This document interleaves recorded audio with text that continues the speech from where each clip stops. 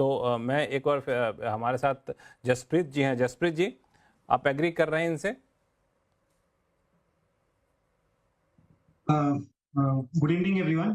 तो market definitely अपने जो कॉशियस ओवरटली कॉशियस जोन में चला गया था, वो तो definitely it is completely out of it.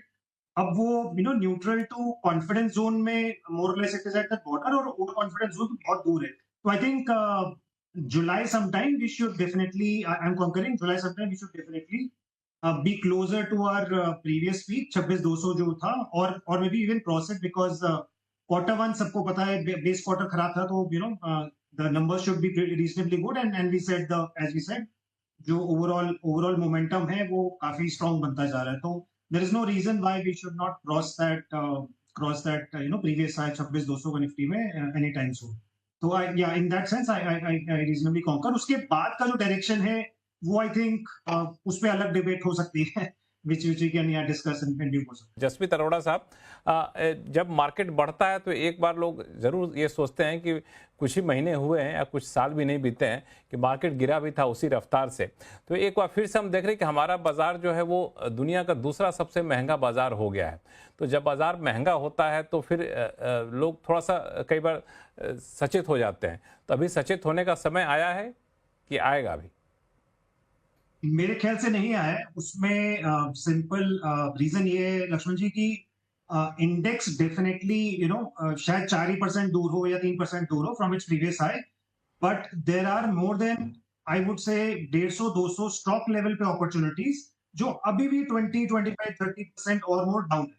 तो ये साल ना सर, नेक्स्ट 6 to 9 months, जिसे कहते हैं stock pickers rally, stock pickers paradise, fund managers paradise, वो रहने वाला है, जिसमें हम सारे एक्सपर्ट्स हैं, जितने भी फंड मैनेजर, उनका काम बढ़ जाएगा। बिकॉज ये बहुत आसान ही रहेगा कि आपने एक सेगमेंट ऑफ द मार्केट पकड़ा, डिफेंस पकड़ लिया, बीएफएसआई पकड़ लिया, आईटी पकड़ लिया, कंज्यूमर पकड़ लिया, and you get to ride the wave. वो नहीं होने वाला, और वो पिछले 3-4 महीने से दिख रहा है। एक बार के लिए आप डिफेंस हटा दें तो लास्ट की 6 महीने में मार्केट वही बता रही है। तो net net there are enough opportunities. हमें बस ध्यान देना है कि 15-20% अर्निंग्स ग्रोथ में की अपॉर्चुनिटीज मार्केट में कितनी है, आर दे रीजनेबली प्राइस्ड। जहां जहां वो है सर, वो उधर ही फंड मैनेजर्स को कैपिटलाइज करना पड़ेगा। एंड आई थिंक बहुत है अपॉर्चुनिटी। थोड़ा उसमें डीप डाइव करना पड़ता है, market research, primary research, secondary research, but there are enough opportunities. तो डेफिनेटली काम काफी बढ़ जाएगा, but then I think the gains are also to be seen after that. काफ़ी ज़्यादा अपॉर्चुनिटी है। आईपीओ की बात चली है तो मैं एक बार आईपीओ पे एक बार जसप्रीत जी की राय ले लूँ, फिर मैं ब्रेक लूँगा। ब्रेक के बाद बाकी चीज़ें चर्चा करेंगे। जसप्रीत साहब, आईपीओ को लेकर बड़ी अच्छी इंटरेस्टिंग सी डिबेट यहाँ पे हुई। आपकी क्या राय रहती है आईपीओ को लेकर? आप भी दूरी बना के रखते हैं या फिर आप अपॉर्चुनिटी देखते हैं वहाँ पे? Actually, thanks for asking. ये हम डेफिनेटली प्री आईपीओ काफी स्टडी करते हैं, because we get to see the opportunities through bankers, but हम इन्वेस्ट पोस्ट लिस्टिंग ही कर पाते हैं। बट एक इंटरेस्टिंग चीज लक्ष्मण जी, आपको शेयर की, अभी देखिए स्टडी करते हैं प्री आईपीओ और लेते हैं लिस्टिंग के बाद, ये भी आपने इंटरेस्टिंग चीज बताई। वी डोंट अप्लाई, हाँ, हम अप्लाई नहीं करते हैं because again coming to that point, what was happening पहले की, retail was and HNI was getting subscribe 50, 100, 200, 300। अभी मार्की एचडीएफसी ग्रुप से कंपनी लिस्ट हुई है, and the retail is only 1 or 1.5 times subscribe, right? पहले क्या होता था कि इतना ओवर सब्सक्रिप्शन में आता था, लगता नहीं था, दुख था। अब ये है कि आपको लग रहा है, बट लोगों को डालने का उतना कॉन्फिडेंस नहीं आ रहा है, right? That is the sign of times, that is coming. तो आई थिंक इंक्रीमेंटली व्हाट हमें देखना है, और वो हो भी रहा है लक्ष्मण जी, की पोस्ट लिस्टिंग जो एंकर बुक है और जो जिनका लॉक इन होता है, वो जो लिक्विडिटी मार्केट में हिट होती है विद इन 45 डेज, 90 डेज और 180 डेज, वो काफी ज्यादा होती है। तो जिसको भी लेना है वो डेफिनेटली 1 ईयर के हिसाब से लें, या मे बी आफ्टर 180 डेज में, जब वो प्री आईपीओ जितना लॉक इन है वो ओपन हो जाए। तो ये इंपॉर्टेंट एस्पेक्ट है जो इंक्रीमेंटली लोगों को देखना पड़ेगा, specially in those take platform जैसी कंपनीज जो काफी जहाँ पे प्रोमोटर होल्डिंग 15, 20, 25% है, and the public is very very high.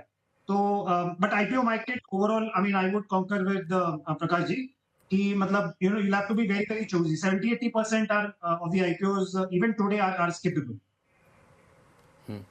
ठीक है, तो ये है, लेकिन ये अच्छा आप लोगों ने इंसाइट दिया। कई सारे आईपीओज अभी आने वाले हैं, कई सारे आईपीओज आ गए हैं। जसप्रीत अरोड़ा साहब की मिड कैप या स्मॉल कैप है तो थोड़ा सा रिटर्न ज़्यादा अच्छा मिलता है, थोड़ा सा रिस्क ले लो लेकिन उधर ही चल लो, क्योंकि लार्ज कैप एक रफ्तार से अपना चलते रहते हैं। मिड कैप स्मॉल कैप पे कई बार रिस्क लेने पे हो सकता है ज़्यादा अच्छा रिटर्न है, इसलिए लोगों को लुभाता भी और यंग इन्वेस्टर्स को भी। अभी का पोजीशन क्या कह रहा है? तो दोनों एस्पेक्ट है सर। हमारा प्रेफरेंस आज के दिन में मिड कैप पे ज्यादा है, सो वी वुड हमारा जो एलोकेशन होगा वो रफली 35 to 40% मिड कैप रहेगा, and may be equal amount to large cap and balance 15-20% to small cap.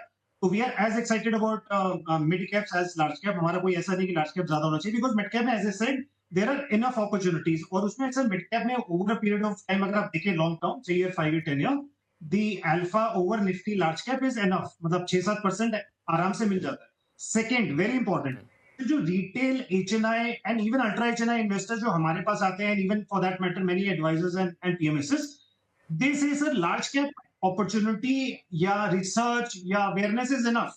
they come to advisors or intermediaries like us for select mid and small cap opportunities, जहां पे market में research कम है, awareness कम है, and they are seeking that kind of alpha. So I think for both the reasons, mid and small cap, I think for our space of things is finding more interest, and I think put together, as I said, or you can simplistically say 40-40-20, which is large, mid and small. कि जहाँ पे establish है कंपनियां, large cap हैं, वहाँ पे लोग सब मान चुके हैं कि वहाँ चलो अच्छा कर रहा तो वहाँ लगाओ। स्मॉल कैप मिड कैप में छांटना अच्छी कंपनियों को बड़ा मुश्किल होता है, ये एक बड़ी वजह है कि लोग थोड़ा सा बचने की सलाह देते हैं वहाँ से। हाँ definitely, but sir real as Prakash ji said, तो रियल एक्साइटमेंट और जो daily on a daily basis जो पैशन है, जो द इंक्रीमेंटल थिंग है इसकी, way you trying to find new ideas, वो दैट इज आल्सो जो उसमें मजा है, जो उसमें प्रॉफिट या गेन की अपॉर्चुनिटीज है, वो भी उसी में ही है। तो आई थिंक हम सब ने देखा है, buy right sit tight and all of that, एक बार ले लीजिए and you hold it. we have gone beyond that, sir. The Asian Paints and the Havels and PI guys and the Pidlights of the industry, sir, वो सबने देख लिया कि you can't do that anymore. There is enough competition which is coming up, which is keeping everyone on their toes. So I think one will have to be very very agile. ये market ने सिखा दिया पिछले 2 सालों में, and you will have to keep on innovating, and including at the fund managers level, and including like wealth platforms like Anand Rathi Wealth, वो continuous innovation करते रहते हैं ऐसी कंपनीज, ताकि वो क्लाइंट लेवल पे satisfaction, returns, and you look at the performance, right? I mean I come from Anand Rathi, and I know Anand Rathi Wealth like the way it is today. I mean, look at the innovations platform like these are doing, and उसका returns है कि आप शानदार मिल रहे हो। You can't have the same business model that was there when we started 20 years back. तो excitement तो है सर, मतलब वो लार्ज कैप में we are not from that camp. We are more in the small and mid cap, where client is expecting some extra alpha and excitement. Investments in securities market are subject to market risks. Read all the related documents carefully before investing.